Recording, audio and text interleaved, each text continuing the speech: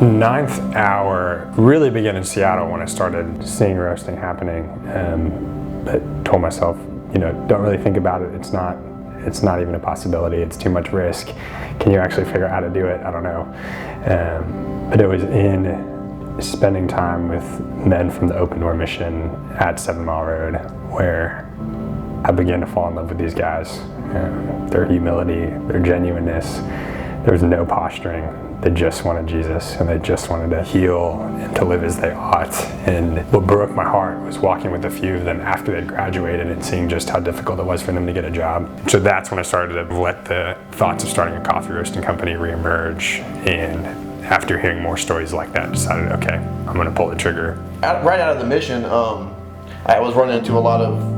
It was hard to get a job. I went on to several interviews. I even had jobs offered to me, and then when my background would come back, I would even go through the onboarding process at a couple jobs and then get let go, like right before I was supposed to start, because of stuff that would come up in my background. And I have a pretty good work history. I've been in management, upper management for some pretty significant companies, but it was difficult. And I was telling Trey this, and he always telling me about ninth hour and what he wanted to do, and if his kind of goal was to be able to, bring me on board and help get things going. And I was really excited about that. There's really no reason outside of 7 Mile Road that I'm rubbing elbows with guys who are in the first steps of addiction recovery. And that was it. It was in becoming proximate to them that I developed a passion and just a love for them.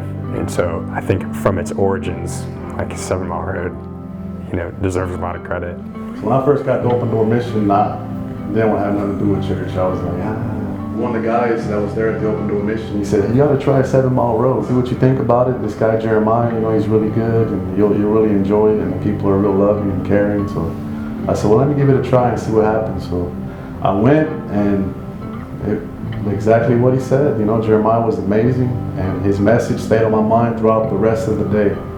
And I just kept thinking about what he said, and his words rang true in my head, and I said, you know what, this is a good place. So I kept going. I've been there ever since. I ended up getting baptized, and then I struck up a friendship with Trey. He would come and mentor some of the guys there at Open Door Mission, and I was one of the guys he was mentoring. And he would take me around to all these coffee shops in Houston. And that's when it all started with the coffee thing for me. He was like, you gotta try this place. And he told me that about ninth hour, and I always thought it was interesting, but at the time there was no job position available. Recently a position opened up, and he was like, how would you like to roast coffee for us?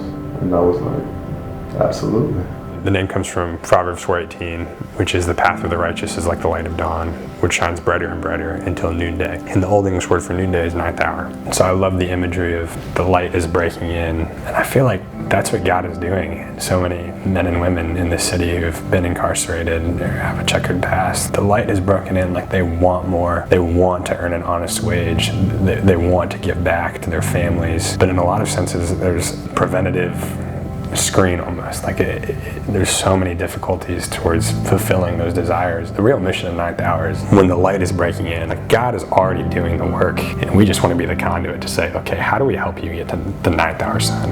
How do we make space for that to break in greater measure? I hadn't even been in the mission in about a month, and was in pretty bad shape. It was just real kind of hopeless and broken, and I was looking for some kind of guidance and some help, and I got to hear Jeremiah give a really good message about confession, and it really touched me. So I got to speaking with him and working with him on reading the book of John, and I was awakened really, and just started feeling a lot better, and I just knew that was going to be my church home. My vision for ninth hour is that we are one of the many great stories of 7 Mile Road. That there's a people who have lined up and said we're committed to embodying and declaring God's redemptive story to every Houstonian and every nook and cranny. And this is where we're going to line up, and we're going to do our part towards that end.